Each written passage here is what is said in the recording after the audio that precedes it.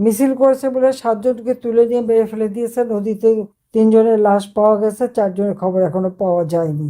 মানুষের কথা বলার স্বাধীনতা নাই, নিরাপদে চলার স্বাধীনতা নাই। তো দেশের মানুষ তো নিরাপদ না, এটাই হচ্ছে সব থেকে কষ্টের।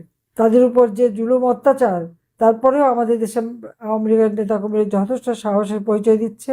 এত জুলুম অত্যাচারের পরেও যে এই দলটা টিকে আছে, কারণ এই দলের অপরাধটা কি? আওয়ামী লীগের কারণ নিষিদ্ধ করবে, কারা নিষিদ্ধ করলো? সংবিধান মানলো না, আইন মানে না, কিছু মানে না, অমনি ক্ষমতা দখল করেই আওয়ামী লীগ নিষিদ্ধ। যত জঙ্গিদের ছেড়ে দিয়ে আওয়ামী লীগের নেতাকর্মীকে কারাগারে ভরে দিয়েছে। এই হলো অবস্থা। এই অবস্থা থেকে দেশকে মুক্ত করতে হবে। মানুষের এই কষ্ট আর সহ্য করা যায় না। ঘরে ঘরে কান্না রোল, নদীতে লাশ, পুকুরে লাশ, রাস্তায় লাশ, জঙ্গলে লাশ, শুধু লাশ আর লাশ। যাক, আপনারা আল্লাহর কাছে দোয়া করেন যে এই জুলুম অত্যাচারীদের হাত থেকে দেশটাকে রক্ষা করতে পারি। সেই সুদখোর বাটপার গেছে, এখন যে আরেকজন আসছে সে খাম্বা আর গ্রেনেড হামলাকারী।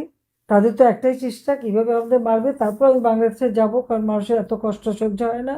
আমি গেলে যদি মানুষের কষ্ট একটু লাঘব হয়, সেটা আমাকে চেষ্টা করতে হবে। আমি যাবো, সেই জন্য সিদ্ধান্ত নিয়েছি। এখন আমি সারা বাংলাদেশে কথা বলছি, প্রত্যেকটা ইউনিয়নের নেতাকর্মীর সাথে আমি কথা বলবো। এ পর্যন্ত 115টা আমি আলোচনা শেষ করেছি। 300 সিটের আসনে আমি কথা বলার পর আমি চলে যাব দেশে। যা থাকে কপালে, সে আল্লাহ বারবার আমাকে বাঁচিয়েছে, আল্লাহই সেটা রক্ষা করবে। তা আমি সবাইকে ধন্যবাদ জানাই। সবাই ভালো থাকেন, সুস্থ থাকেন, দেশের মানুষের জন্য দোয়া করেন, এবং যেভাবে আমাদের এই নির্যাতিত মানুষকে প্রবাসীরা সাহায্য করে যাচ্ছেন, আমি অনেক ধন্যবাদ আপনাদের জানাচ্ছি। সাথে এই সাহায্যটা অব্যাহত রাখেন। সবাই ভালো থাকেন, খোদা হাফেজ।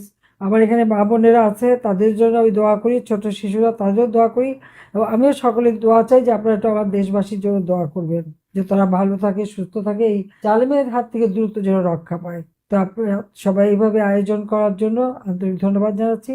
তবে একটা অনুরোধ থাকবে, যে দেশে যখন থাকবেন সেই দেশের নিয়ম আইনটা মেনে চলবেন। তো আমি আবার সবাইকে ধন্যবাদ জানিয়ে বক্তব্য শেষ করছি। খোদা হাফেজ।